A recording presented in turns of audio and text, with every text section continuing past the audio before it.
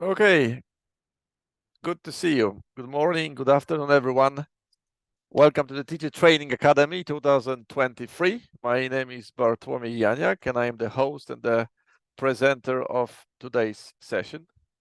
The most important question, as usual, and these are two most important questions, is like, can you hear me and can you see the slides? These are the things.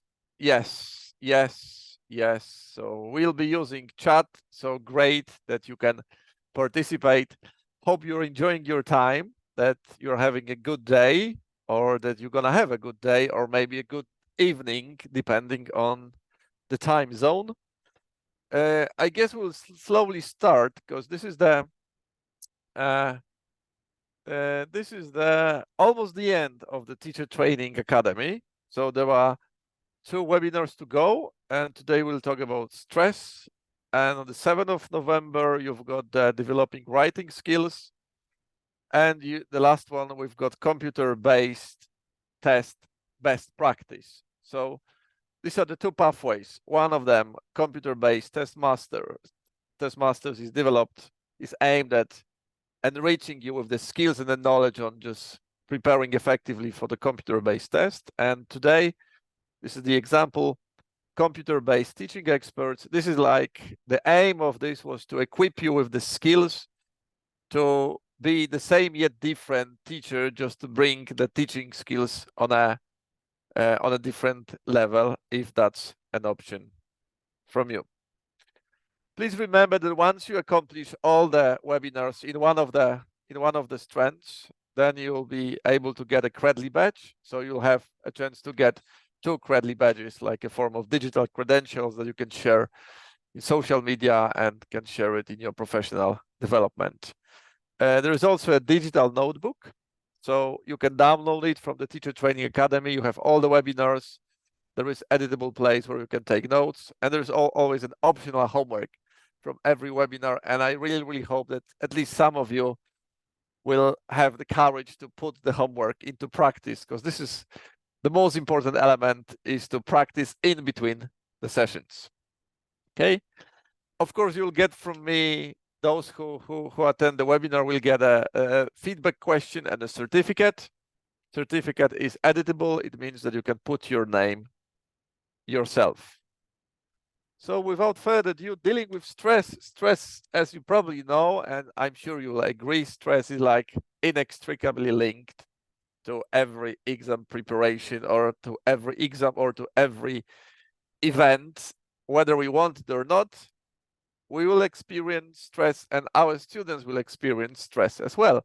So today I hope to equip you with a really hard evidence-based knowledge of what the stress is, what are the possible coping strategies, and what can you do, what strategies can you implement within the teaching reality to help your students to prepare effectively for the computer-based test. And the first two questions that I have, if you could use your chat, then I would appreciate it. So the first one is, when was the last time you felt stress? And that there's a second question, how do you know that you were stressed? Okay, if you could use the chat and type the answer.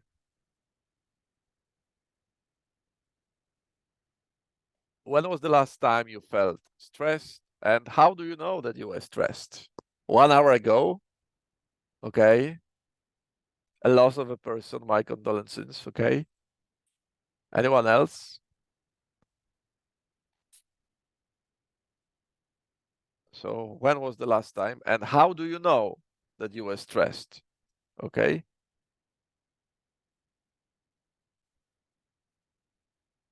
If you wrote like 1 hour ago, then the question is, so what told you that you were stressed 1 hour ago? Okay. Mm-hmm. Couldn't sleep well. Yes. In my first PT exam, still feeling stressed because of the loss. Okay. So that gave you the signals. Can any one of you point to any symptoms inside your organism that would appear when I missed my train, okay? So some people have a tendency to experience stress in different parts of our beautiful organism. I couldn't focus, I couldn't sleep, I couldn't maintain focus. I was feeling frozen, okay? Dealing with it because the exam is coming, okay, the headaches. So the two more questions. So once you had those stressful situation, the question is, did you do anything about it and was it effective? More mistakes and lack of sleep, worried, headaches as well. Headaches do appear. So if you have this situation inside and the question is, did you do anything about it and was it effective? I mean, did you implement, oh yes, stress, start breathing deeply, okay? Stress allows to complete my work on time. This is this motivating factor. Yasmin, appreciate it. Students use it extensively all the time as like the final straw to make it completion. Okay, start breathing deeply. Anyone else with their own coping strategies?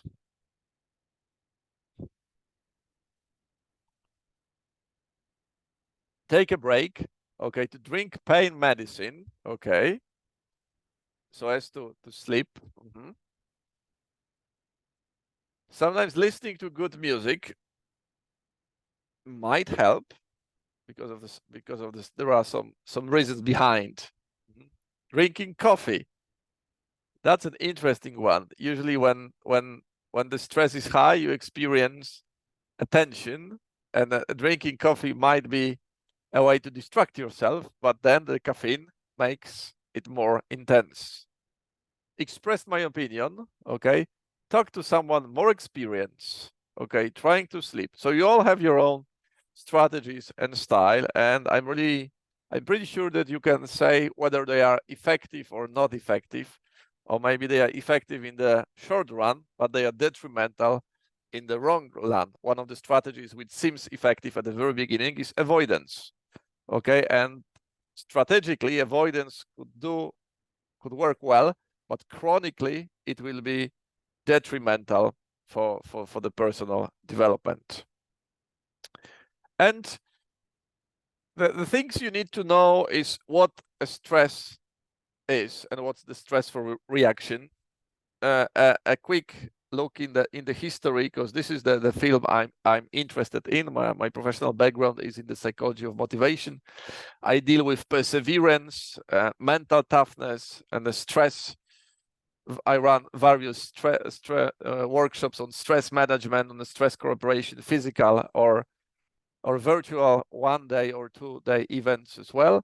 So initially, there was a perception that stress is a reaction to external conditions. So these are the external conditions that happen to you, and because of those external conditions, an average human being finds it difficult to adapt, to readjust, and find it difficult to function properly. And it was the observation by Irving Yanis. He was researching patients who underwent surgery. So the surgery were the elements, the environment, the situation happened, and it was difficult to function. However, sooner or later they discovered that it's not so as simple as it is, because some people react differently to different events. So there might be a public presentation, running a webinar, there might be a visit to a bank, and for some person it could be really stressful that he or she would lose a night of sleep, and for the other person it would be perfectly okay. The second option came from Hans Selye, the Dr. Stress. This is the person who actually brought stress into the world of medicine, into the world of psychology, and he proposed the term that it's like our reaction to something what is happening to us. And yes, this is especially visible in medicine. So this is how your body reacts to the stressful situation. And he raised the notion that Some somatic illnesses could be the result of exposure to overwhelming amount of stress, which is actually confirmed by medicine. Too much stress is not the best option. However, it was still not the complete understanding. And what I want you to remember that the most current one, it started in 1984, so quite long ago, but still maintained in psychology, that stress should be understood as the interaction or transaction between several elements. And those elements are, on the one hand, you've got objective or subjective expectation towards a person. And on the other hand, you've got objective or subjective capabilities in a person. So there is an exam coming within 3 weeks, a hard one, maybe a hard one because it's very objective, or maybe it's a hard one because it's very subjective because the teacher says so. And then this is compared to the subjective or objective capabilities of a student. So if I feel that I don't have the skills, I don't have the knowledge, and I lack self-efficacy, then there will be a lack of balance between expectations and capabilities. So if we experience this lack of balance, then we can talk about stress. So stress is a transaction, interaction, or relation between expectations and capabilities, subjective or objective, depending on the situation. We can divide what we know in science, in psychology, that there are 3 types of stressors. The first one, named hassles, happen daily. Okay, usually small events. Could you give me the example of a daily hassle that we experience normally, and it results in a portion of stress in our life? An example of hassle. So of small intensity, usually happening on a regular basis, from time to time. The image usually gives you a hint. The traffic jam, of course, your lesson starts at 8:15. It's 7:45, and for some reason there is a traffic jam. Yes, that's true. Another one, this is my favorite one, and I think I used to share it on some of the webinars. Printing documents in the morning. Do you know that when you want to print a document in the morning, you shouldn't inform your printer that you are pressed for time, because printers don't like this information. And if you just demonstrate that you are pressed for times, printers usually jam and they refuse to print. Yes, the changing schedules, the flat tire happens, okay? Usually the intensity is quite small. So this is one element. The second element, which is called the life events, okay? And the most famous research is by Thomas Holmes and Richard Ra. You can Google the stress scale, and you can even design the lesson on it. So the life events are stronger in intensity. We do experience them, and we take various steps in order to overcome them, okay? And so when you find this stress scale, you will see the list of around 44 life events from various walks of life, including like the death of a lost person, divorce, changing professions, the birth of a child, holidays, vacations, because these are also the stressful events, because they bring in some elements of unknown situations. And the last form of stressor is called the traumatic experience. So traumatic experience, these are the things happening to us that shake our belief that we have about the world. So we can talk about war, we can talk about natural disasters, we can talk about big communication disasters, and we can talk also about individual events like being assaulted. When you experience the threat of death, or you see it directly or indirectly. For example, when suddenly someone takes away a person close to you, or something takes away a person close to you. So these are the traumatic experience, the death of the loved ones. Yes, and they shake up our natural belief and assumption of the world.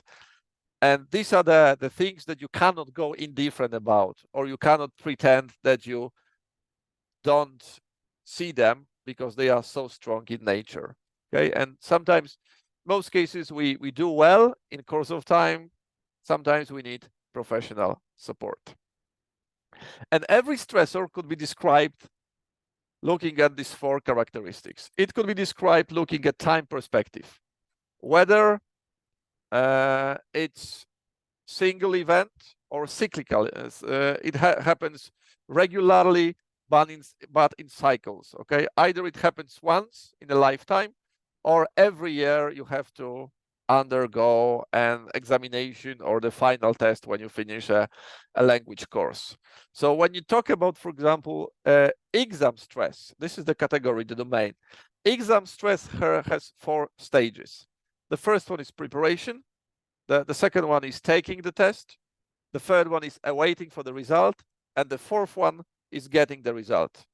So probably you'll see the degree of control students have in all of the stages. So the time perspective, either happening in cycles, quite regular, or the different domain, like chronic, almost never ending, like dealing with a disease, with an illness, or being in a toxic environment in a relation or at work. Of course, sometimes you can try to leave it, but when you change it, it usually gives start to another stressful events, because once you change your profession, then you'll need to find another profession, then you'll need to undergo interviews, you need to search, you need to have more time for these activities, etc., etc. So it's not so easy to deal with them, but it's possible to deal with them. Then we can talk about the location, whether it's internal, like the conflict of values, for example, or usually it's external, something is happening within our environment. Then we can talk about domain, so we can have exam stress, the work stress, we can talk about stress in relations, we can talk about the stress in emergency service, or various domains in life. And the final one, this is the degree of control. How much control can you have over the stressor?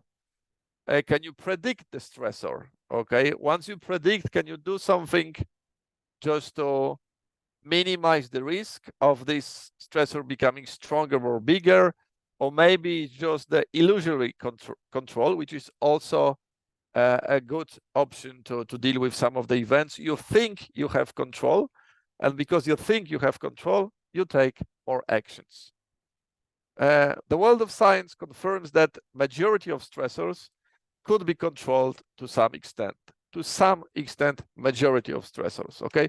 So I think it's quite comforting to know that we can take some action, okay, just to try to mitigate the effect of stress that might be present in our everyday reality and might be present in our students' reality.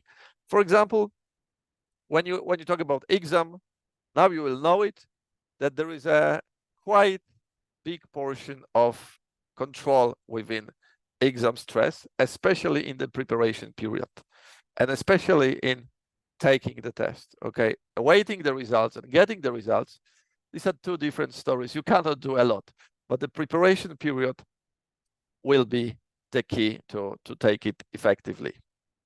And now, what can you do when you deal with a stressor? These are the very basic foundations, and these are the cornerstones of every stress coping strategies. So either you can go for the problem focused coping, or you can go for the emotion focused coping. Okay, so if the stressor is controllable, sometimes the wisest option would be to try to modify the stressor, try to minimize the stressor, to remove the stressor. So you need to direct yourself towards the problem. Emotion-focused coping, you direct yourself towards your emotions. When, for example, you are dealing with a stressor that you cannot control. Okay, the two lines towards the problem, towards the emotion. The second option, or is not the second option, this is like adding another block. Either you can approach the situation, or you can avoid and disengage from the situation. And these two blocks will be applicable to problems and emotions. Either you can approach the problem, or you can avoid the problem. Either you can approach emotions, or you can avoid emotions, like presenting this shield and the barrier and saying that I'm not feeling anything, whereas everything inside you is screaming with emotions. Okay. And the option worth discovering and worth exploring is called proactive coping by Shirley Taylor and Lisa Aspinwall. So these are the things you can do in advance. So things you can do to prepare yourself to manage effectively the forthcoming stressors, even the stressors that you are not fully aware yet. So the first and important stage is accumulating the resources. So the cognitive resources, the training, the knowledge, the skills, the experience, tangible resources, the material resources, the social resources. Okay, so everything that could help you in future to be more flexible, and the same that could help our students to be more flexible when taking the computer-based test. Okay, so before it even appears, it's a really smart move to accumulate the resources. Proactive coping, once you Google it, you'll see like 5 stages of proactive coping. And as with every strategy, you can have constructive or destructive strategies. Okay, so when you have this problem-focused coping, so the stressor is controllable and you want to deal with it. So constructively, your students can get into the logical analysis. Okay, what is working well, what is not working. You can work with your students on finding a solutions. Reappraisal or reframing is quite effective, especially when the situation is not yet developed. So it's not a life and death situation. Okay, so the exam will not end your life. Okay, so reappraising the situation. You can engage in comparisons. That's why the 3 options are underlined, because I think they need to be explained in more details. You have 2 options for comparisons. Either you can make downward comparison and you can make upward comparison. What is the reason that people go for downward comparisons, and what is the reason people go for upward comparisons? So upward is like I compare myself with something or someone better than me. And the downward comparison, I compare myself with something or someone worse than me. So what do you think? What is the reason that people go for upward comparison and downward comparison?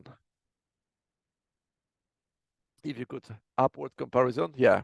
So why do we do upward comparisons?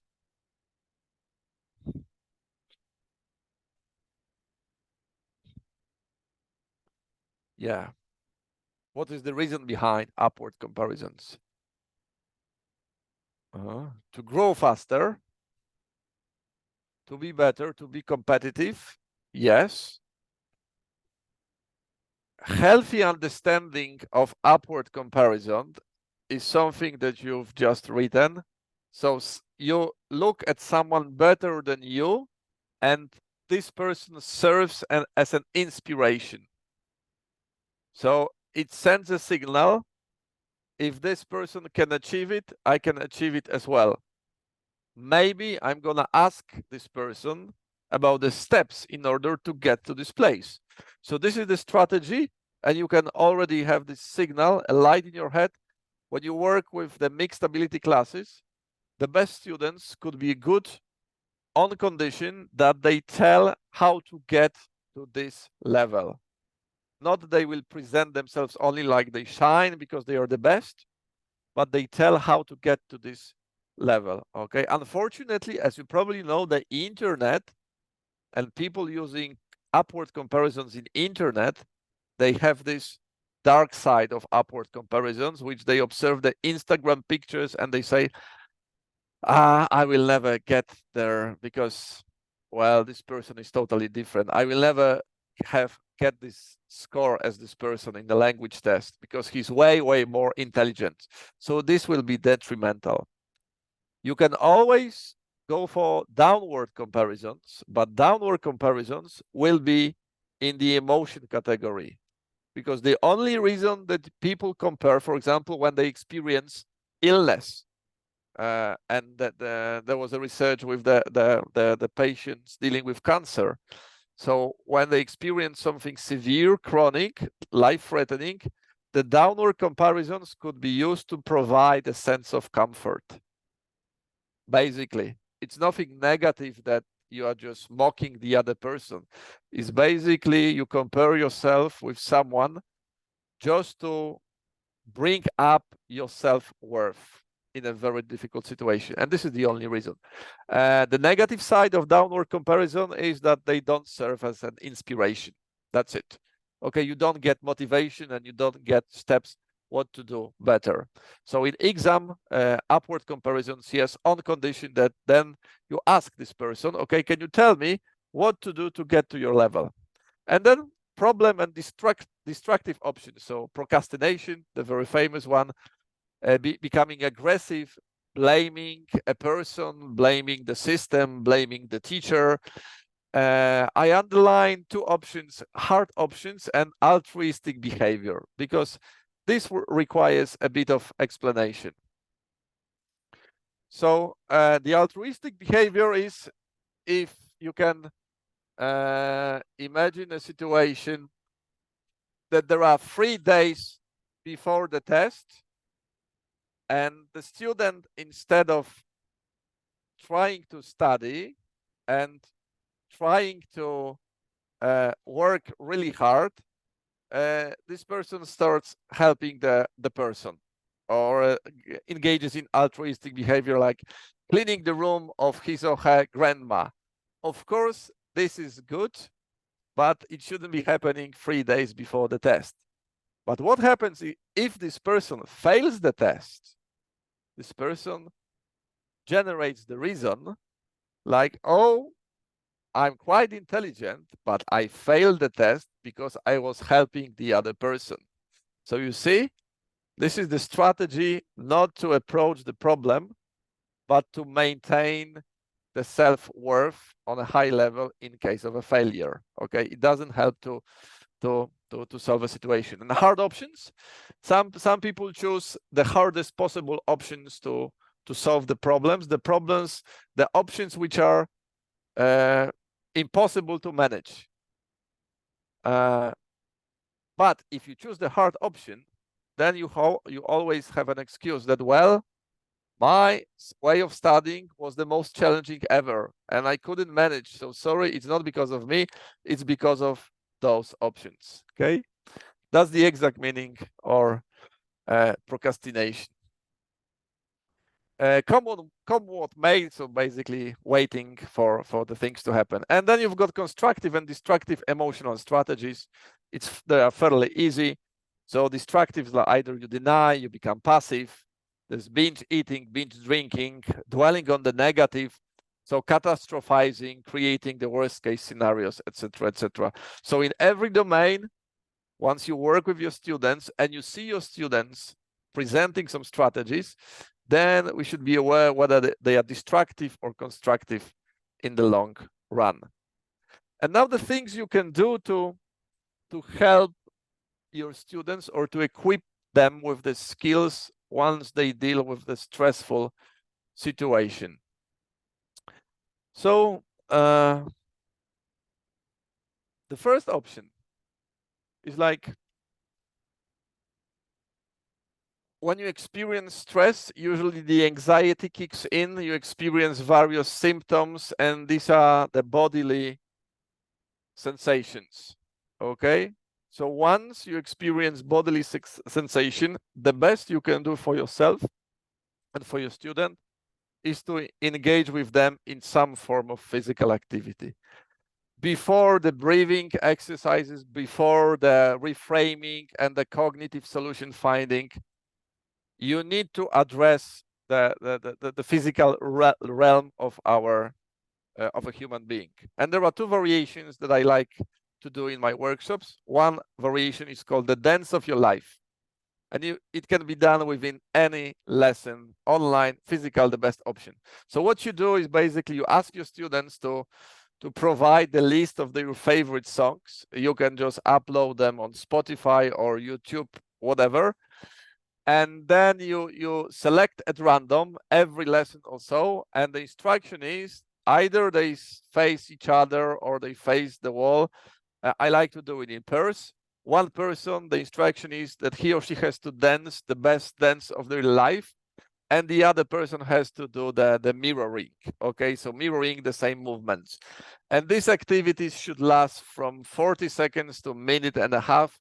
Vigorous music, just to put the body into movement. This is the simple sentence: no matter what is happening, don't stay in place. Okay, the variation, an easy one, is like a wet dog exercise.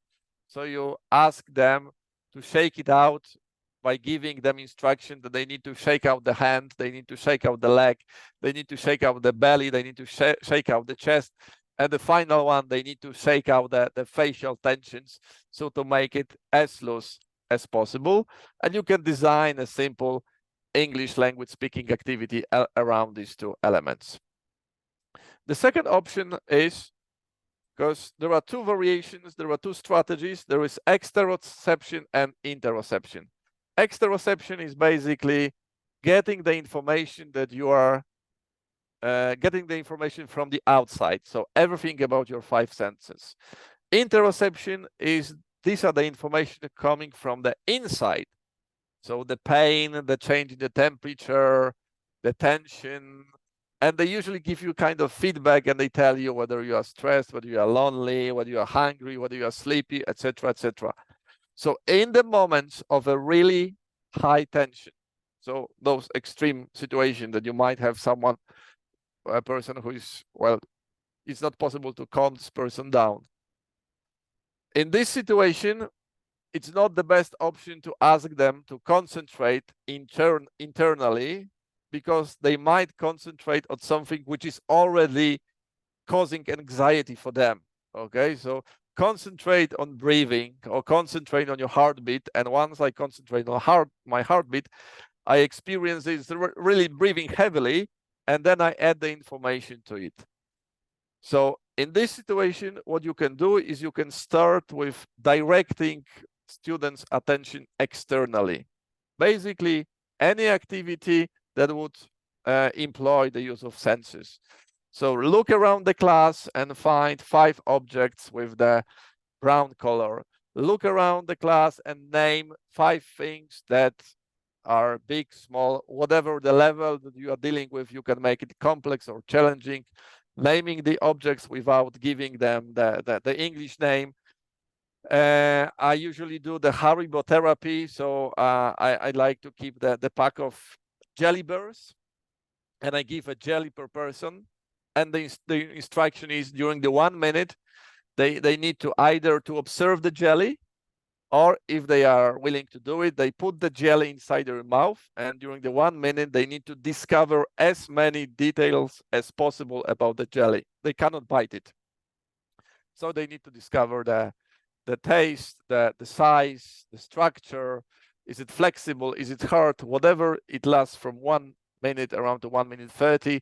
But this is about external receptors, okay? And for this 1 minute or so, their mind is shifted from anxiety towards the test or towards the public presentation, towards the oral performance, to something which is not related, and it usually calms a person down. And of course, once you have the mild anxiety, or it's not it's not the highest on a scale, the breathing activity, Google it, yoga activities, anything. There are various intervals, 4, 7, 8. You breathe in for 4 seconds, you hold it for 7 seconds, and you exhale 8 seconds, and you do 3 or 4 cycles. The belly breathing, the very simple explanation of belly breathing. So once a person is under stress, the chest is only activated within breathing activity. The instruction is to deactivate the chest and to activate the abdominal, the belly breathing. So when I deal with the inexperienced people, basically you can tell them that you need to put your hand on your belly and you need to breathe, and you imagine your belly is a balloon, and you need to breathe in a way so that the belly gets inflated and deflated and the chest remains fairly stable. A minute, 2 or 3 minutes of a very slowly and gentle breathing at a very basic, inexperienced level. Okay, so there are the 3 variations: the physical, a priority, external receptors, and then internal receptors, like a breathing. Concentrate on your breath, start counting, concentrate on your sensation, on condition that this is not the extreme form of anxiety before the test. The option is, like, every day you get your students, and from my experience, majority of the lesson I experienced, it wasn't until I attended the lectures on psychology, the lectures on stress management, and lectures on perseverance, etc. All previous elements in my education were unfortunately starting in a similar way every lesson. The English language subjects, the other subjects, like good morning class, page 12, we need to check your homework. Open your books on, etc., etc., etc., etc. That's it. It was the most dominant aspect of starting a lesson. And well, actually, I think I can believe that some of the lessons do start this way. The variation is to remember that the whole person comes to your lesson, not just the student. The person with the whole baggage of experience from his or her life, okay? It's not that the person leaves his problems at home and enters enthusiastically into the language classroom, because it's very difficult to separate X from Y. So the variation is to allow a person and to allow your students to see the good before the challenging event. So a very quick question, depending on the language level of your students. Intermediate, they can engage in a really nice conversation, because I've tested it some time ago. So what went well in your life yesterday? That's it. A simple question. Few-minute activity of a conversation, like a warm-up. They can talk about anything that went well in their life. When it comes to education, when it comes to the private sphere, etc., etc., just to allow them to bring some assets, that not everything is bad. Okay, when you have students that find it challenging to, for example, cope with writing activities, they say, no, that's physically impossible for me to come up with a good essay. So instead of saying, okay, if it's not physically, then you might ask a question, but what do you do well in this? Is there anything that you think you do well? And when they think carefully, they are likely to discover that, yes, at least there is some portion that I do well. So this is the starting platform, okay? Before you get in a solution problem solving, in a problem solving, before you get into the regular classroom activity, might be a good chance to ask them, okay, so what went well in your life? Share it out. Pair work activity, group work activity, the walking conversation, they stand out in the breakout rooms, doesn't really matter. This is the first option. The second option is like, and now probably you know it, which is like offering the exposure. Anders Ericsson names it effortful learning. So the learning that should be just above the current level of competence. But exposure, of course, is also quite effective form of therapy when people deal with past events and that they cannot overcome them. So offering exposure to something which is likely, when we talk about education, which is likely to cause stress. So once you'll have your students dealing with computer-based tests, then you go for online homework, so no written homework, because they will be typing. So once they type, so you'll offer the exposure and you ask them to turn off the spell checkers. That's it, okay? You can develop the trust. You cannot be really sure that they will turn on the spell checker, but once you inform them, hey, there are no spell checker in international certificate, so it's better to start right now than to be sorry later on. Once you will have your students dealing with computer-based tests, they will need to use the headphones, they will need to record themselves, and you see that the group is not used to this type of oral representation, then you can ask them to use audio messages in WhatsApp activities. So instead of sending a WhatsApp message to a person, they can record their message and they can send this recording to a person and they can start communicating with each other. Once it trains the listening, and the second option, it makes them accustomed to recording themselves in front of the digital device. We all know right now this artificial intelligence and the chat GPT, etc., etc. Instead of trying to avoid and saying you shouldn't be using it, etc., you need to, what you can do, you need to expose them to AI intelligence in education by asking them to bring in the experience of using AI effectively, how they can incorporate AI in their preparation instead of how can they cheat using AI and not tell anyone. When you have speed reading activities, then you deduce the time from period to period to make it slightly more challenging. When you've got accents, you Google the application and it tells you that could convert a sentence into a different accent, and basically you offer the exposure to a different people speaking. So exposure, effortful learning, just above the current level of competence. And don't do everything at once. Just do it step by step. Okay? The locus of control, a very nice activity, could be done at the beginning of a preparation period. When you design, when you start the course, you ask them to draw an egg, like you see on the image, and inside the yellow part, you put everything, or you ask your students to put everything which is under their control when it comes to effective exam preparation. And it could be pair work activity, it could be individual activity, it could be homework activity when they bring a design of their locus of control egg. So in the yellow part, everything which is under your control. The white part, you put everything which is not under your control. Could you give me an example of something from a student's perspective that it's under his or her control when it comes to the effective exam preparation? The yellow part. Can you give me the example?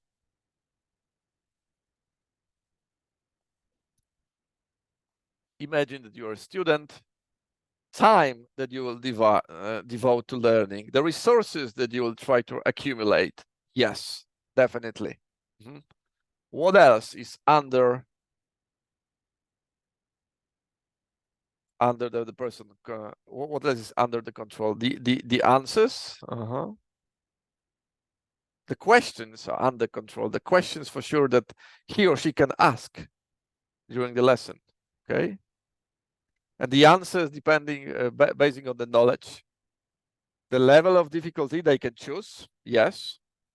And what is the element which is not under their control? The white element, yeah, that they will be completing the possibilities and curiosity, yes, it's under control. So what are the white elements? The policies, yes, the policies that, well, they cannot control it. The questions might be too difficult. Yes, that's true. And once you do this activity, you will see that, as you saw at one of the initial slides, that every stressor is controllable under some degree. The results are not under your control, but the preparation is heavily under your control. So once you design a poster like this, it could be done as a common project of all the class, of all the group work. Then the final element, if all people agree, and you need to monitor the situation, that yes, this is literally not under your control because some of the things could be written in the wrong category, then basically you need to tell the students, so from now on, what you need to do is you need to concentrate on the yellow part only. Because if that's under your control, this is your path towards successful preparation. If it's something not under your control, then you need to take action not to think about it because you cannot change the situation. A form of brainstorming activity. Yes. The next option,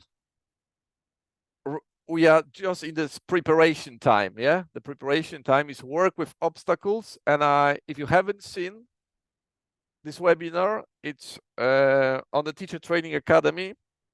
I encourage you to watch or to rewatch it again to take notes. The webinar that I delivered on mental simulations.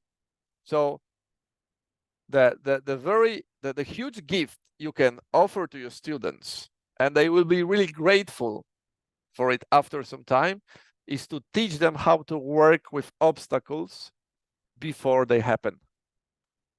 So imagine you're having the individual lesson or the group lesson, and before you start, or from time to time, every few months, etc., you ask them, okay, so your goal is to get to this point.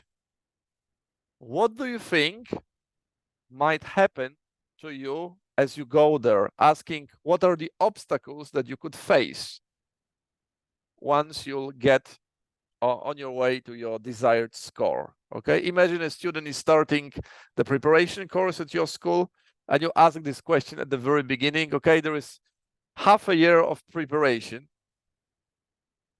before you take the test. What are the obstacles that you could face during this preparation period? Could you give me a few samples of obstacles that students can face as they progress?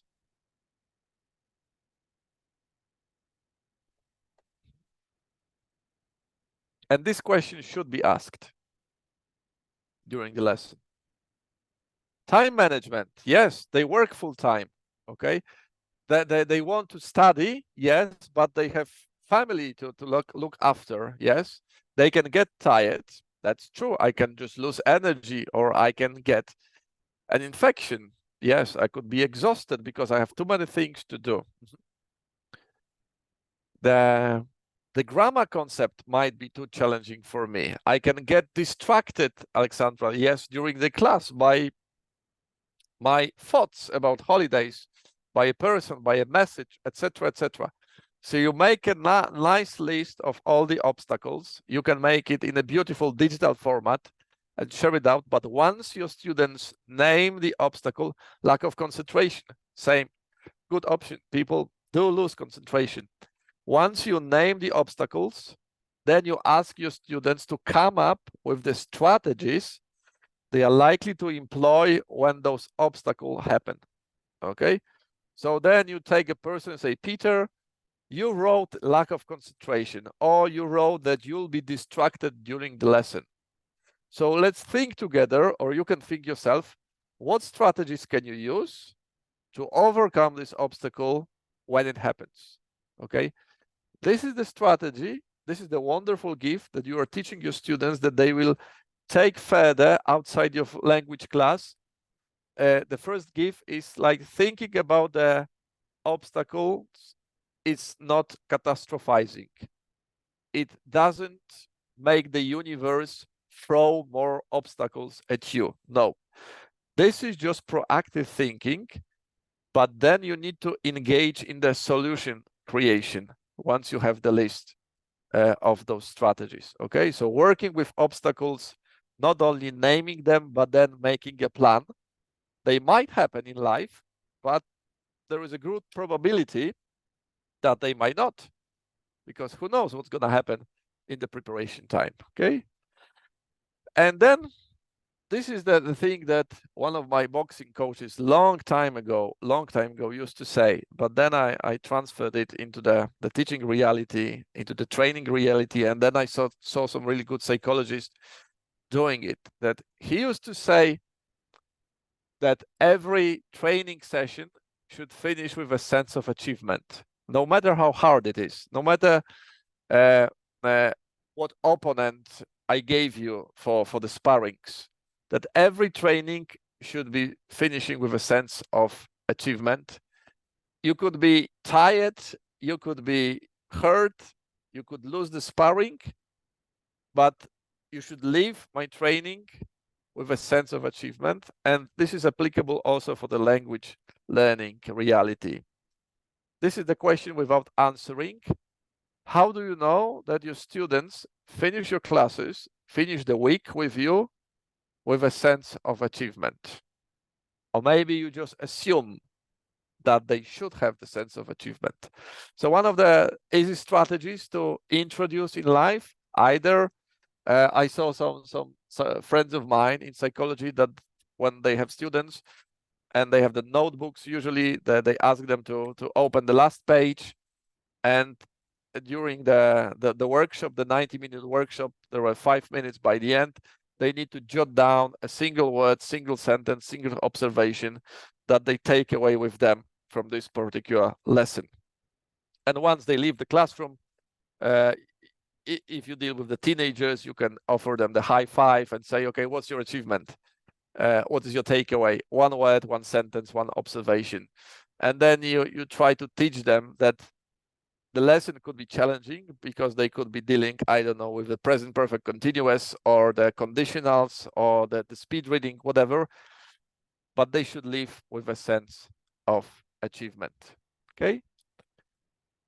Putting things all together, if a person were to was asked what's the most general recommendation for dealing with stress, so appropriate evaluation of the stressor, so basically to know if it's under control or you cannot control it, and being proactive, so preparing in advance even before it happens. When you are dealing with a stressor that's under your control, the option to choose is problem-focused coping.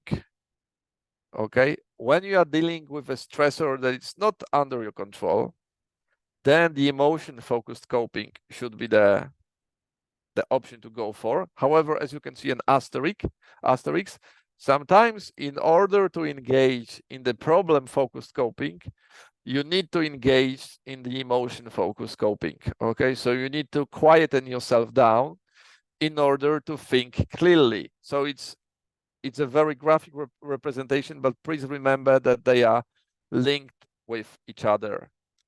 Another strategy is, and this is confirmed in quite a few research, that the flexibility is the key.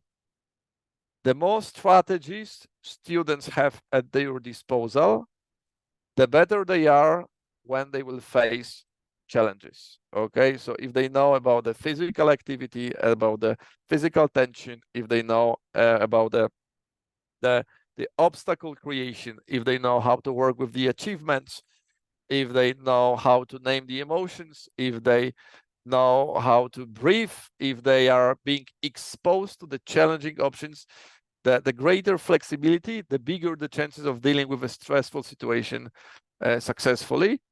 And the last one, if you are dealing with the chronic stressor that you cannot change, sometimes the reduction of the demands is the option to choose from.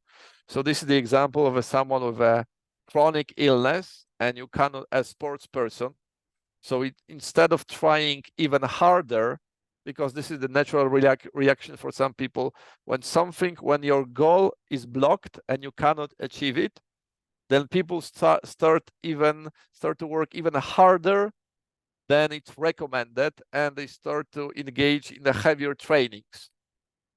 The option would be to reduce the demand, because maybe you are dealing with the situation that you cannot control and you cannot change. And then and the other option is to start seeking positive examples in between the sessions. Okay, so being able to find some warm light in between the storms. So if this was the question, what are the general recommendations of dealing with stress? I would go for this type of strategies. Okay. So to put things into the perspective, there are three types of stressors: the hassles, the life events, and the traumatic stressors. There are coping strategies are focused around the themes that there is a problem focus, the emotion focused strategies, and within this area, either you can engage or disengage. So you can have destructive problem focused strategies, or you can have constructive problem focused strategies. There's also an element of proactive coping, and you can design a really beautiful lesson on proactive coping. I think B2 level would be okay. Just Google proactive coping, Lisa Aspinwall and Shelley Taylor, and you'll get the information. The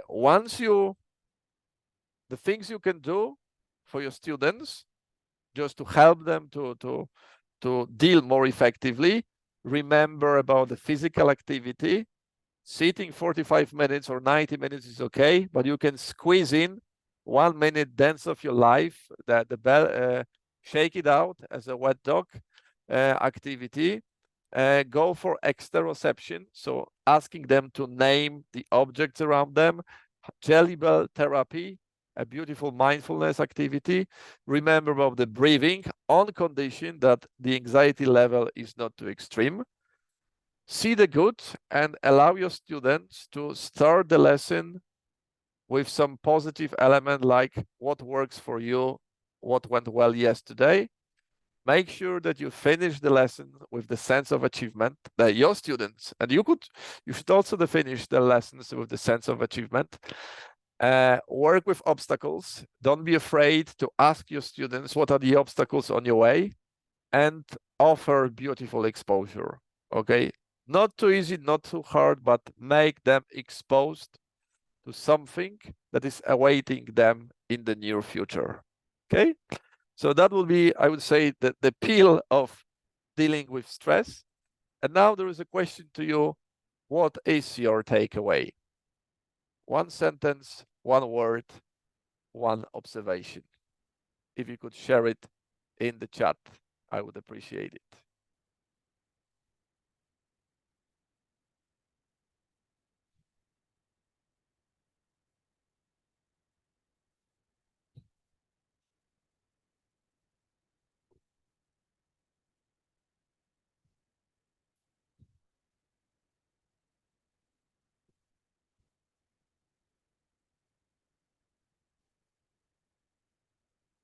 Sense of accomplishment. Okay, finish your training with a sense of achievement.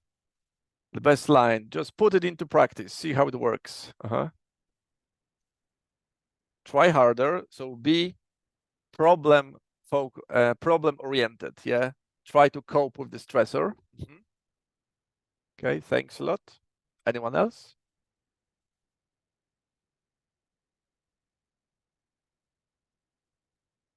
Sense of accomplishment.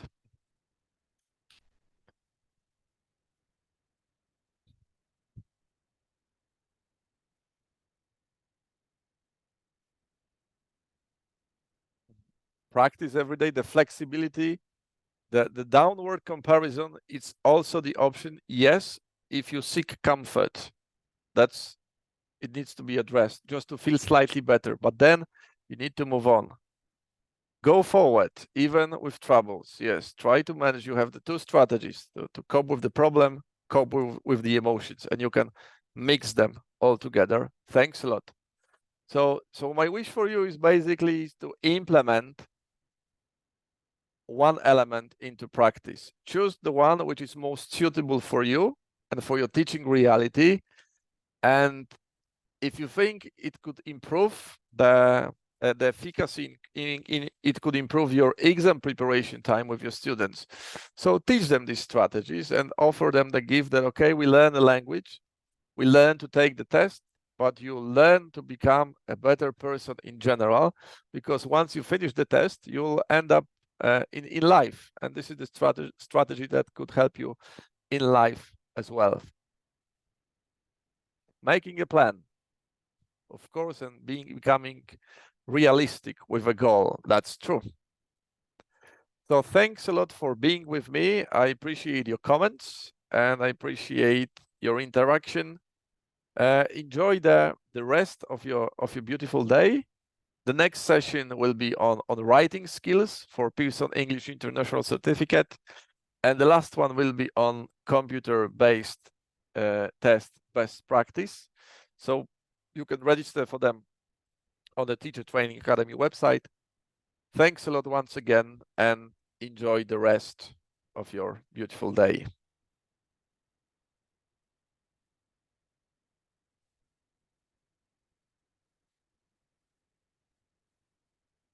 Thank you.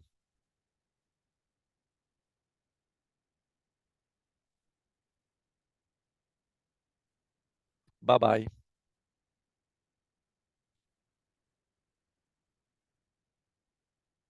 Yes, you can watch the session in the evening. You can register without any problems.